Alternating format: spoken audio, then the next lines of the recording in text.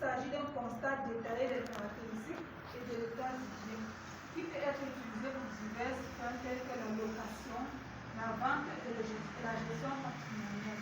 Donc, un état de lieu peut inclure les informations sur l'état des lieux, les sols, les plafonds, également des informations sur les défauts et les dommages constatés sur le lieu. Bon, on parlait sur le lieu qu'il y a eu un défaut, voilà, qu'il n'y avait pas avant, il y a des dommages peut-être qu'il n'y avait pas avant. Donc, on doit prendre en considération tous ces détails-là pour pouvoir également, inclure les informations telles que les travaux récents prévus. Parce qu'avant, il peut ne pas avoir quelque chose implanté sur le terrain, mais lorsqu'on redescend sur le site, à l'instant présent, on trouve que le terrain a évolué.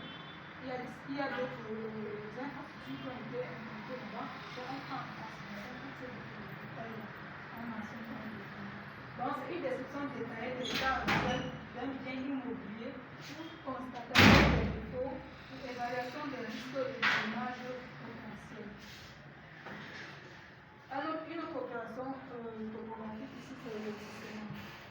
Le lotissement, donc, c'est une opération qui consiste à diviser un terrain en plusieurs opérations distinctes. Elle peut s'identifier un morcellement. Mais le lotissement, en général, se fait sur les grands sites, seulement en vaste. Le morcellement étant un exemple de sous-lotissement. Bon, dans les lotissements, on retrouve des morcellements. Bon, le lotissement, c'est lorsque on vient déjà aménager un site. Bon, c'est un site tout récent, puis tout vierge, on va dire comme ça. Il n'y a pas encore de route, il n'y a pas encore d'infrastructure de ce côté. Pour que donc il puisse avoir évolution et développement sur ce site-là, il faudrait qu'on procède à ce chantier, ce qu'on appelle le lotissement.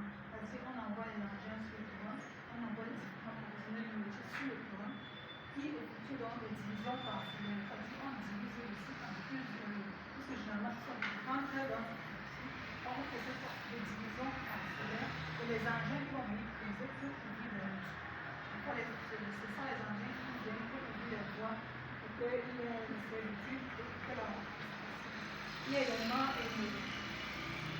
la viabilisation, c'est-à-dire on peut crier sur ce site-là, par exemple, on projette le divertissement, on peut projeter le divertissement, comment implanter des magasins là-bas dans ce lieu, comment faire pour implanter peut-être les sources d'eau, comment faire pour implanter les sources d'électricité, pour pouvoir électrifier le lieu. Donc, tout cela passe, on commence d'abord par un lotissement, pour pouvoir avoir les détails, savoir comment aménager le site. J'ai également l'image là pour un lotissement, parce que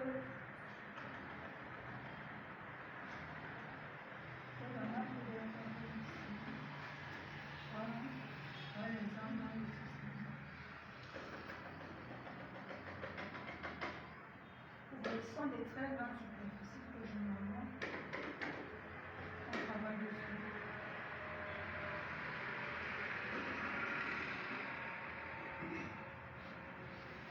Et quand le lotissement est ainsi fait, ça facilite une fois le travail. Ça facilite une fois tous les projets d'infrastructure qui doivent être faits. Ça facilite une fois le travail. Par exemple, comme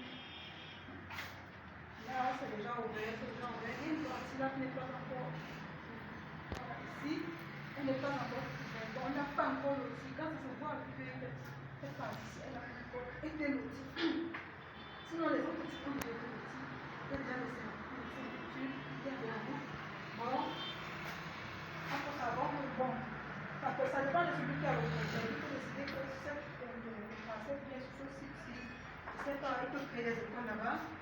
Sur d'autres sites, il peut créer des